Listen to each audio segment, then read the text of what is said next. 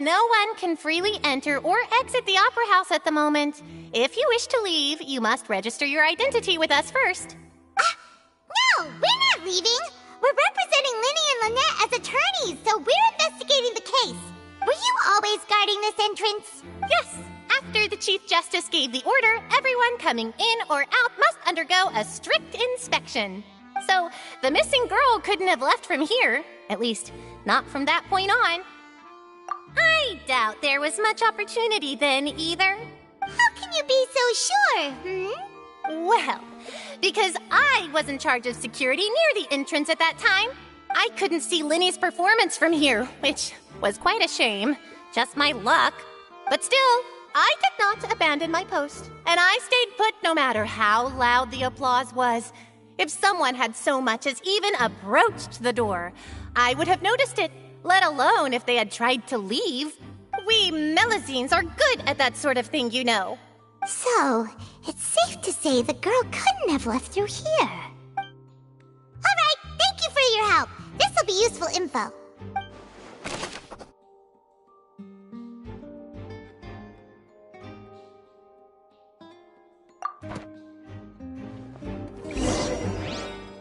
We've checked everything of note here at the performance venue. Paimon wonders how Linny's discussion with the guards is going. Let's go see, shall we? Ooh, things are getting interesting, huh? We're about to see how magic is made.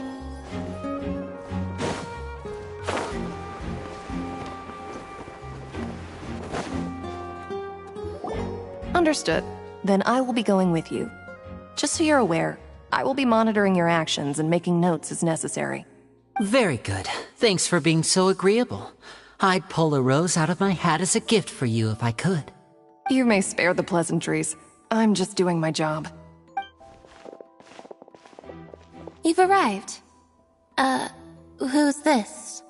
Me? I'm Spina di Rosula's guardian angel. If you've got a problem, I've got the firepower. Sorry, I got a little carried away there. Call me Navia. I'm a partner of theirs, and will be helping investigate this whole situation. And these are my companions. Would you mind if they join as well? Fine by me. Oh, new helpers? I would be most grateful. Well, let's just say we're tagging along. It's not every day you get to see the secrets behind magic performed on such a large scale. I appreciate your kind interest. Come with me. We'll be heading below stage. Huh? Below stage? Yes, a world of secrets is hidden beneath this magic box, prepared specifically for this switcheroo trick. But before I reveal everything, you should have a look first. Notice anything strange here?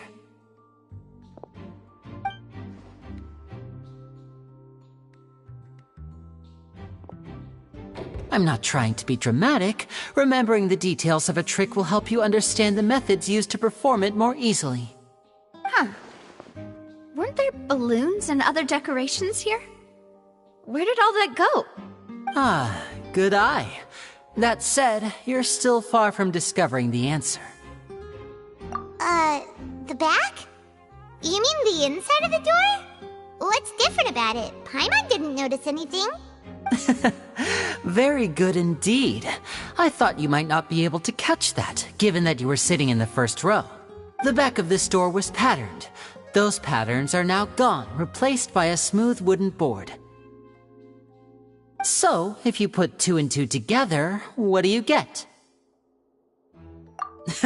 Exactly. All right, let's go. I'll tell you how it works as we head down. Oh, so there was a passageway under the magic box! I knew you'd figure out most of it as soon as you saw this place. The 2 magic boxes are positioned right above the 2 entrances of the tunnel. See this flatbed trolley? The box with the lucky audience member in it would be shuttled over to the other side using the trolley. This trolley can raise and lower and even rotate, ensuring that the box will face in the right direction. I see. So that's the purpose of the box inside another box. Precisely. The inner box would descend after the audience member was put inside and be moved along the trolley, all while the outer box would remain on stage as if nothing had ever changed. So that's how you did it! Once the box was lowered, the trolley would store some energy through this device here, with which it would complete the rest of the steps. The audience member would only be able to feel some slight movements in the dark, and by the time she walked out, she would already be back on stage. Right! You were talking that whole time, and you even came out for a moment near the end! Ah, yes.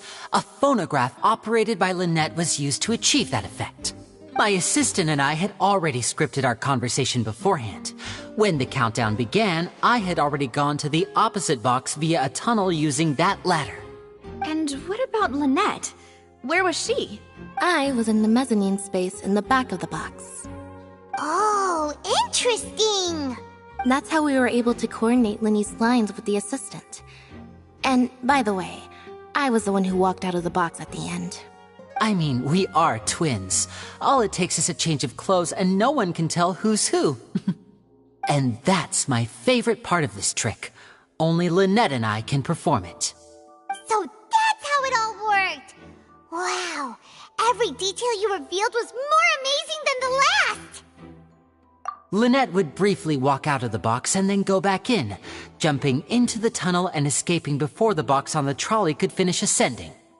And then I walk out of the other box in the audience area, and the trick would be complete.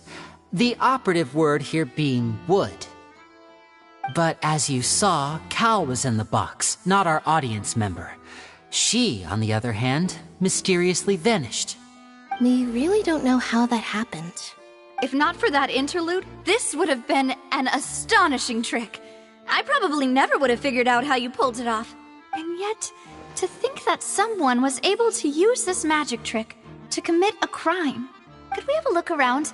I think we can come up with some more leads. This is the scene of the crime, so Linny and Lynette are not permitted to stay here. I'll escort them back up. Yes, of course. No need to be so strict now. I won't disappear into thin air, you know. Thanks, everyone. We're counting on you.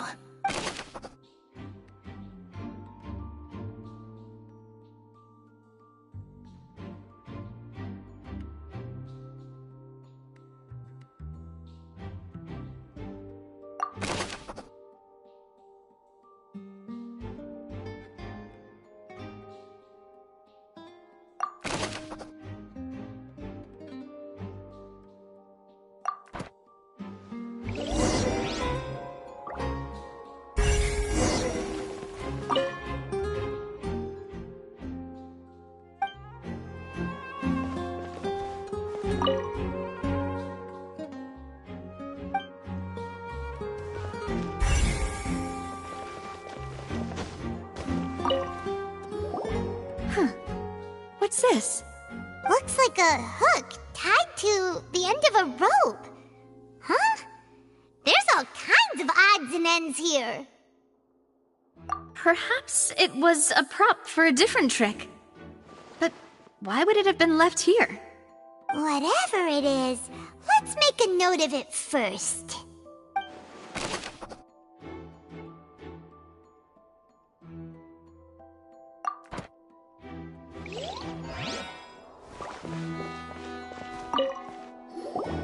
The floor is wet. Please be careful not to slip. Speaking of which, why would there be water here? Oh, Paimon knows! It's one of those tricks where you pour water into a jug and then flip the jug over only for the water to disappear? And here's a broken vase. Huh. Did the trolley knock it down while moving? That can't be. The trolley moves along tracks from start to finish. It couldn't have hit the vase at this distance. Let's note this down too and think about it later.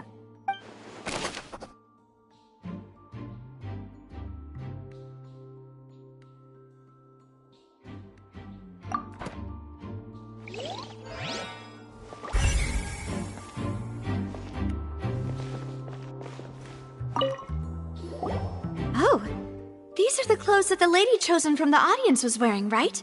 Her clothes are here, but she's nowhere to be found. Right. And do you really need to do that if you're kidnapping them? Ugh, this is so confusing. Paimon doesn't want to be a detective anymore.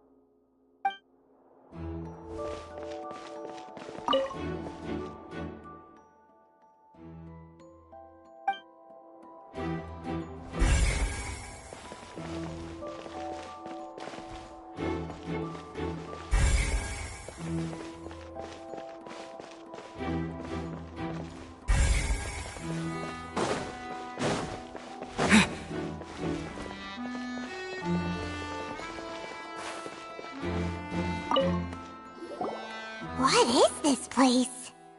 It seems someone could fit through here. Could this have been the suspect's escape route? Alone, perhaps. But if they had to pull another person with them, the space would be too narrow. But there are no other ways in or out of here. Oh, you're right! Let Paimon write that down.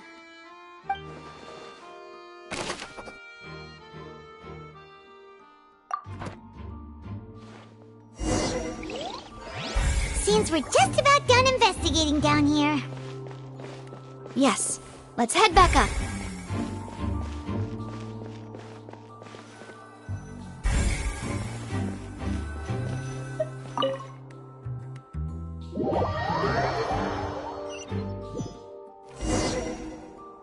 Well, we've ascertained the state of the crime scene. Let's find a place to sort out our findings once Malus returns. Seems to me that there are several things that don't add up here. Apologies for the wait, demoiselle. So, what did the guards say? Did the criminal escape through the vent? They believe the odds of that are very low, since the vent leads to the Opera House's basement. The guards have checked the area carefully. No one left through the basement during the performance or after the incident, and no one was found hiding there. So the tunnels become like a secret chamber then! You know, like the kind you usually see in novels! The plot thickens. Halsey's disappearance and Cowell's death are both quite inexplicable. No wonder Farina was so confident in her accusation. All the current evidence points toward Linny and Lynette. In other words, the charges are very likely to be upheld unless we make some considerable progress. Charges and then trial. So if the charges are upheld, they'll announce a sentence? That's right. This is how a trial goes in the Opera House. During the proceedings, the Chief Justice and the Oratrice will hear statements from both sides. That's right.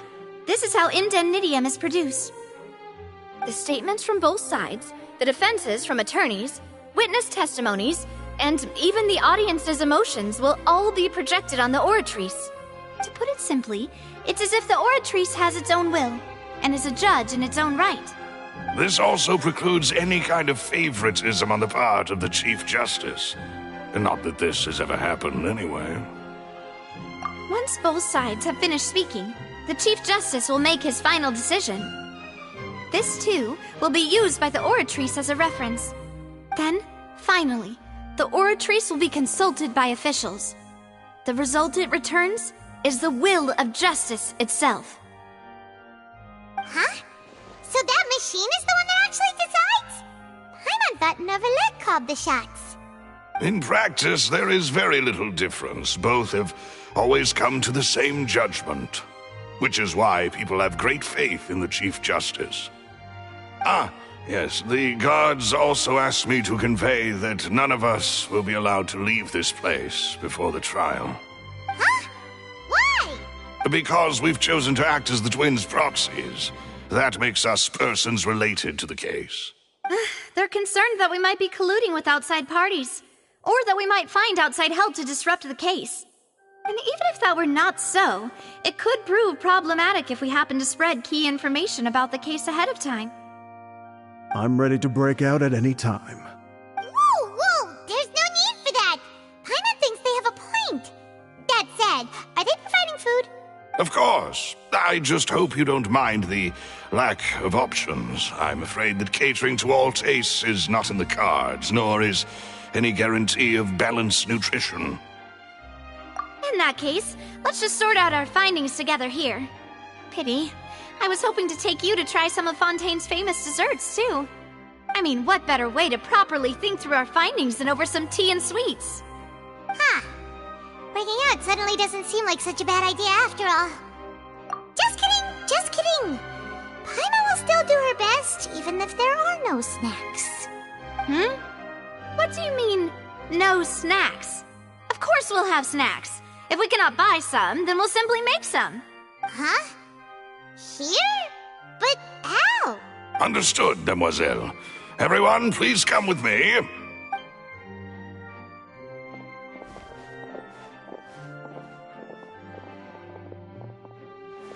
Wait, you're carrying a portable stove with you? Yes, I must be prepared to meet the Demoiselle's baking needs whenever the fancy strikes her. I have eggs, sugar, and almonds at the ready. Good work, you two. Then I'll get to it. Please sit tight for a moment. You'll get to taste my awesome snacks soon enough. These three are quite the interesting group.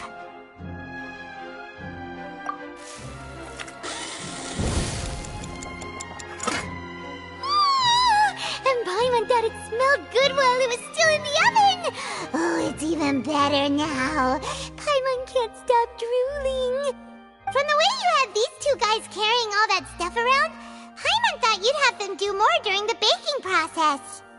But you ended up doing the entire thing by yourself! Beating the egg whites, grinding almonds, everything! I was applauding. And I was giving encouraging smiles. Paimon was just thinking, aren't you worried about getting your fancy dress dirty beating egg whites and baking like this? Well, I don't think it's carved in stone anywhere that fancy ladies can only read books, sip tea, ride horses, and play the piano. I just really enjoy making snacks. Don't underestimate beating egg whites, by the way. It's a real arm workout. You also need to beat them to just the right consistency, or your macarons will crack. Anyway, give these a try, fresh out of the oven. There's 3 for each of us. Only 3? Well, eating too many sweet treats might send all that sugar to your head. You wouldn't be able to think clearly about the case on a sugar rush, would you? Tea is ready to be served as well. This is Demoiselle's favorite, strong black tea with a floral fragrance that clears the mind and lifts the spirit. No need for concern. I'm merely doing as I should.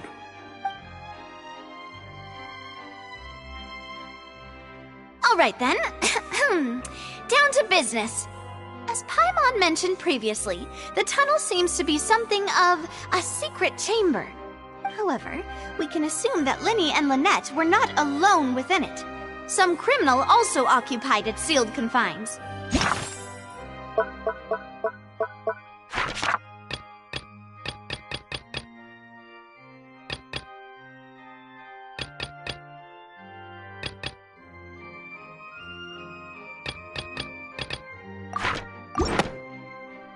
The magician twins could have committed the crimes, of course, but they lack any logical motive.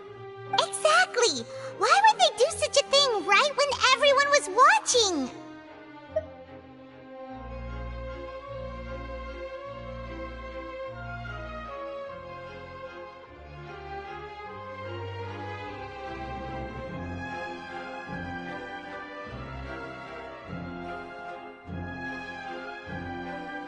The flower vase and the thud we heard during the performance could indicate some altercation between Halsey and the criminal in the tunnel,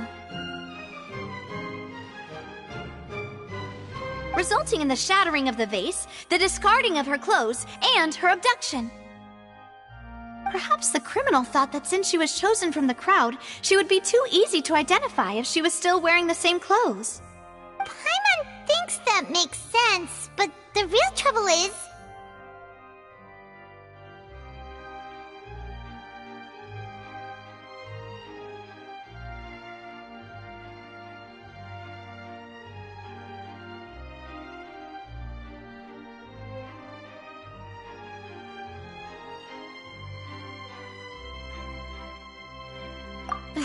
True.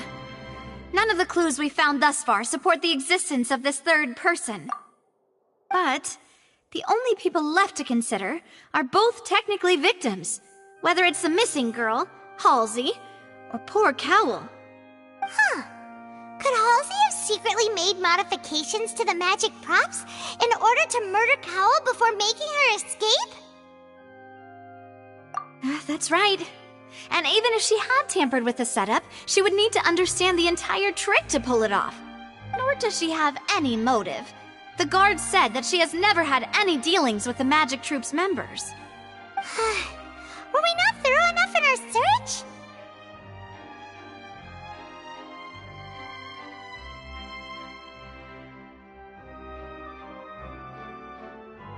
From the sound of things, this is turning into an impossible case. Your macarons are amazing though, Navia.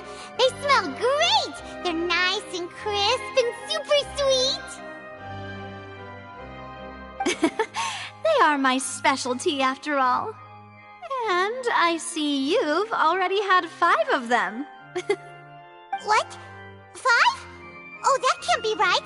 Paimon only counted 3! Honest! Please don't worry about it. At my age, a few less sweets might actually be a good thing. No! Being greedy is one thing, but Paimon knows how to count.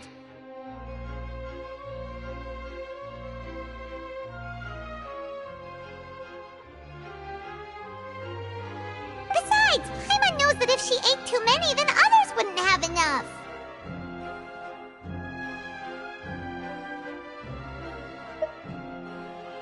Wait! Even you don't believe Paimon? How could you? If Paimon ate those 2 extra macarons, then may they turn into stone in her stomach! All right, we get it. Well, I suppose one of us might have gotten too engrossed in our chat and eaten them by mistake. No big deal.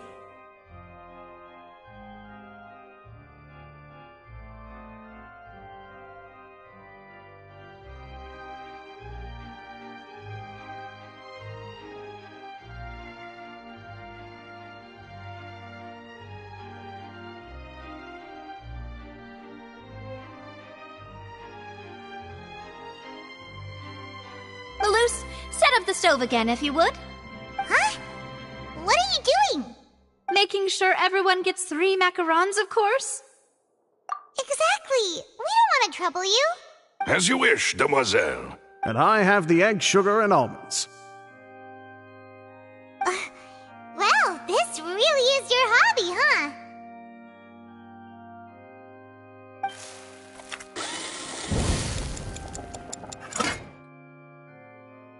Well, that's it for snack time. I'm going to have another look around the area. I don't know what we're looking for yet, but we've still got some time. As attorneys, I suggest the 2 of you think the case over again. It would be awkward if you got all tongue-tied on stage during the trial. All right, thanks for your help and for the snacks.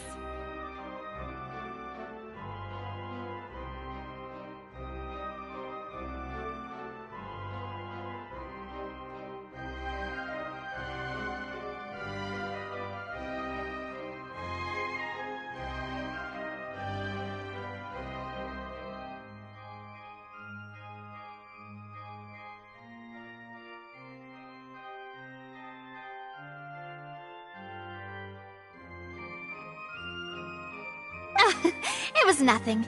A small task for the Spina di Rosula. Silver, Malus, it's time to go. I'll be back if I find anything new.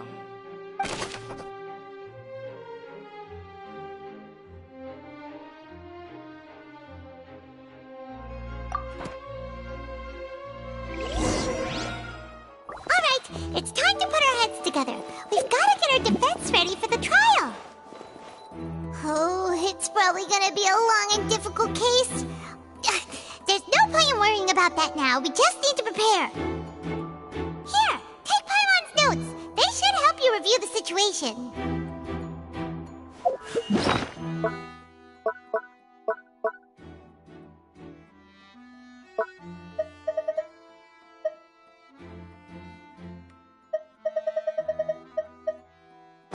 Blade embraces it.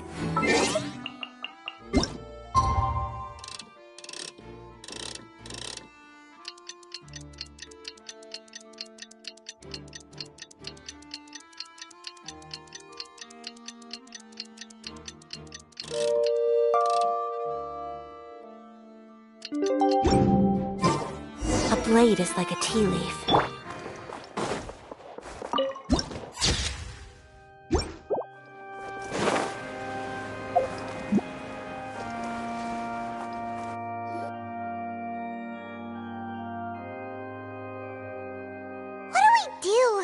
The whole situation is so confusing. Good plan. Impossible things don't just happen. We'll get to the truth one way or another. Just relax. Even if everyone else suspects Lenny and Lynette, at least we will be supporting them from the stands. Besides, I doubt Farina understands any more about what happened than we do.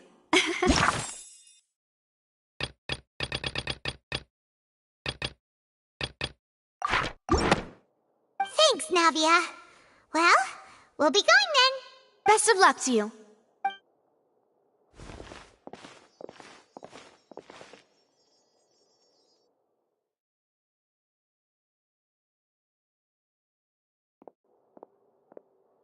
Ah, finally, you're back. Well, how did your investigation go? To be honest, you might be disappointed. No. We're already very grateful that you were willing to help. Well now, don't you all look disappointed. Don't tell me that your investigation came up empty-handed. That was to be expected, of course. The guilty can never produce proof of their innocence. But don't let that stop you. I shall be terribly disappointed should you, my most anticipated foe, concede so easily. Since both parties are present, I declare that the trial regarding the magic show incident is now in session. Firstly, in order for the audience to understand the causes and results of the incident, could we please have Mr. Linney explain the trick? Yes, of course. I will explain while Lynette demonstrates on stage. All the necessary items have been prepared.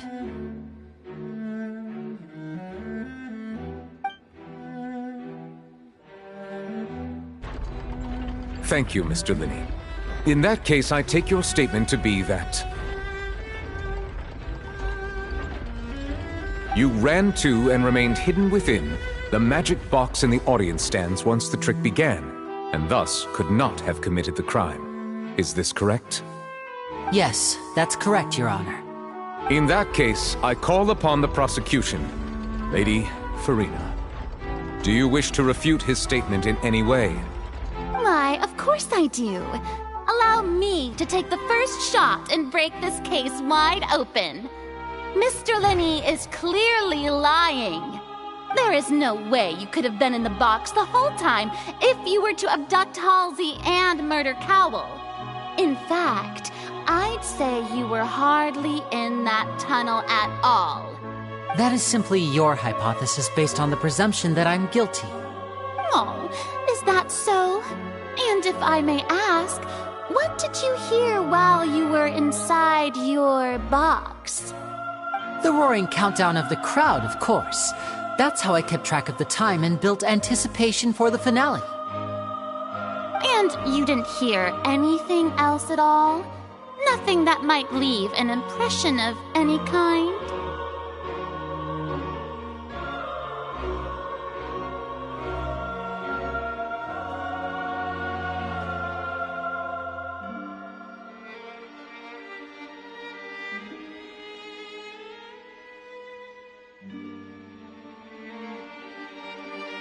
No, nothing. I see.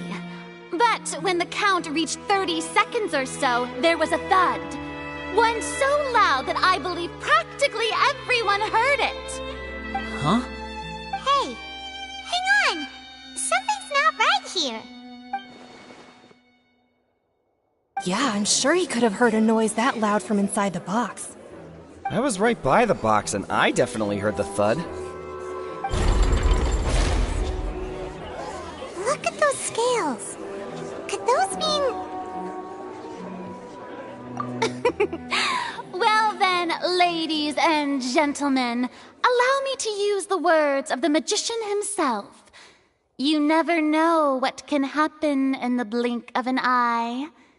Indeed, it seems his alibi can also collapse in the blink of an eye. Of course, I have armed myself to do far more than smash your alibi. Confidence cannot go unfounded, and my foundations are rock solid. Tell me, aren't you and Lynette actually from the House of the Hearth? The House of the Hearth? No wonder they did something like this. So the serial disappearances were the Fatsui's doing. Now it all makes sense. I've got a feeling that what happened on stage probably wasn't just an accident. That's irrelevant. Our identities have nothing to do with what happened. Indeed. Then perhaps you could tell us everything that happened during that 1 minute. Your first priority is to prove yourself innocent after all. I'm sure there is little that needs to be kept secret now. Unless your script already has holes in it. The Outlander is speechless. My, oh my, don't they look flabbergasted? Now comes the infighting and discord, I suppose. This was almost too easy. Good thing I